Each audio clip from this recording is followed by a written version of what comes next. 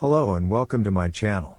Today, I'm going to share my bad experience with the DMR radio Ailunce HD1. The last time I used this radio was back in September 2023. 2 days ago, I needed to make a video about secure traffic over DMR. So, I switched on my radio, and to my surprise, the screen was completely frozen. I tried turning it off and on again, only to see a message saying killed. This immediately raised a question in my mind. Why was the radio blocked after such a long period of non-use? Furthermore, I had prohibited remote killing from my codeplug. This led me to wonder if there was a bug in the firmware. Now, let me show you how to fix this issue if it happens to you. You're going to need a computer, a programming cable, and the Ailunce HD1 software. Open the HD1 software and connect your radio to the programming cable.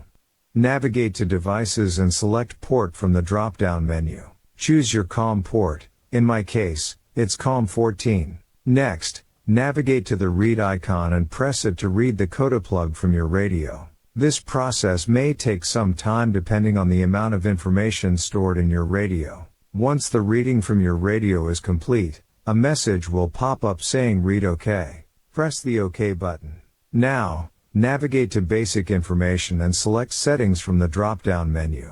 The settings window of your radio will open. Here's where things get interesting. You might notice that some settings have been altered, such as all options being selected and a default password request. This anomaly strongly suggests a potential firmware bug. Remember, it's essential to regularly use your radio to avoid such issues. Find the option labeled Accept Radio Kill CMD and untick it. This prevents the radio from being killed remotely. Similarly, find Accept Radio Wake Up CMD and untick it as well, as we don't want the radio to be controlled remotely. Keep in mind that you'll need to reconfigure all your settings, as they've reverted to default mode. Thankfully, I always maintain backup files for all my radios, allowing for a seamless return to my original configurations. Now, let's proceed by pressing the right button to initiate the upload of the new configuration.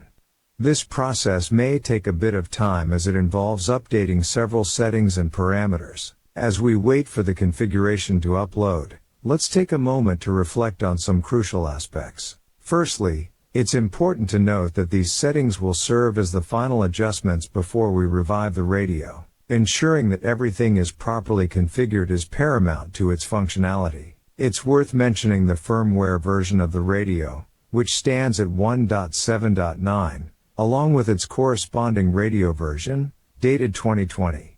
Looking ahead, we hope that Ailunce will diligently address any potential issues in future updates, thereby enhancing the overall user experience and reliability of their products. While it's uncertain whether the radio's functionality was compromised due to prolonged periods of inactivity, it's notable that it hasn't been connected to any DMR networks for approximately a year. Furthermore, the fact that the Accept Radio Kill CMD option in the codeplug has remained unticked from the outset suggests that remote interference isn't the cause of the issue.